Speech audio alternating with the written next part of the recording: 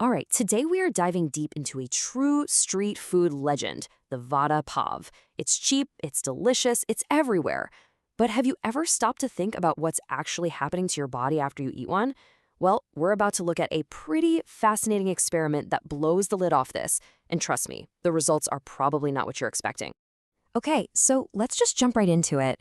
We're going to break down a really simple but super revealing experiment that puts the Vada Pav right under the microscope. So this is the big question, right? You're out, you're hungry, you grab a couple of Vada Pavs. It seems like a pretty harmless, satisfying snack. But what's really going on inside, on a metabolic level? Let's take a look at the actual data. Now, the setup for this whole thing was incredibly simple. The subject ate 2 Vada Pavs, and let's be honest, who really stops at just one? So that comes out to about 500 to 550 calories. They hooked up a continuous glucose monitor to see exactly what happened next. And this, my friends, is where things get really, really interesting. The numbers that came back from that glucose monitor, well, they showed a pretty dramatic response from the body.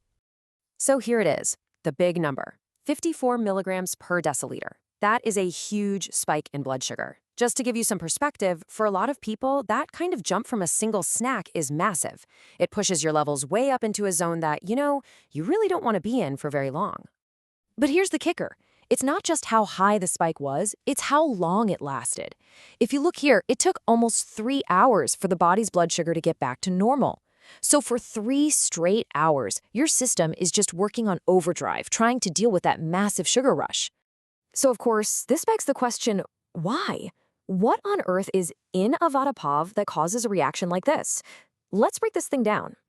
Well, when you think about it, it's pretty simple. At its core, you've got a deep-fried potato patty. That's your first big hit of carbohydrates. And where is it? It's sitting inside a soft bread bun, which is, you guessed it, your second big hit of carbohydrates. Both potatoes and white bread are what we call high glycemic, which just means your body turns them into sugar really, really fast. And honestly, this quote from the original source just nails it perfectly. It's basically carbs on carbs. It's this double whammy of simple carbs that sends that huge wave of sugar crashing into your bloodstream with pretty much nothing there to slow it down. Now, this comparison is so telling. Look at the Vada Pav, carb-heavy potato in a carb-heavy bun. Boom, you get that huge spike. But now look at something like a chicken burger.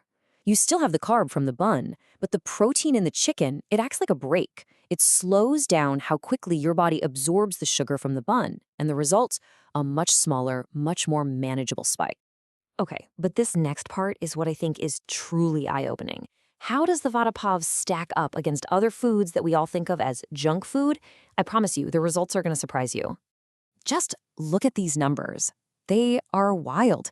The Vada Pav's 54-point spike just towers over everything else here. I mean, think about that for a second. 2 Vada Pavs cause a bigger blood sugar reaction than half a medium Domino's pizza or a McDonald's chicken burger. Even a plate of Maggi noodles has a way smaller impact. This completely flips the script on what we might think of as a heavy meal. And seeing it as a bar chart just makes it impossible to ignore. That Vada Pav bar just skyrockets past the others. It really proves a super important point. It's not just about calories or whether a food is considered junk.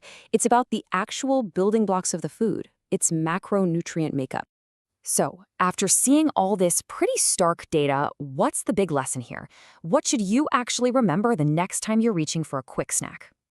It really boils down to a few simple ideas. First, if a meal is almost nothing but processed carbs, you're basically signing up for a blood sugar roller coaster. Second, protein and fat are your friends here. They act as a buffer and slow everything down. This really just means that balance is everything. And finally, our idea of what's indulgent or bad can be totally misleading when we're talking about blood sugar. The experimenter's own conclusion was refreshingly simple and practical. After seeing these numbers, the new rule became, I think I'm going to stop at 1 Vada Pav from now on. And that's a perfect example of not just being mindful of what you eat, but also how much. And that kind of brings us to the final thought, doesn't it? This one little experiment peeled back the curtain on a super popular food. It really makes you wonder, what else is in your diet that might be having a similar hidden effect? It's a great reminder to always stay curious about the food you eat.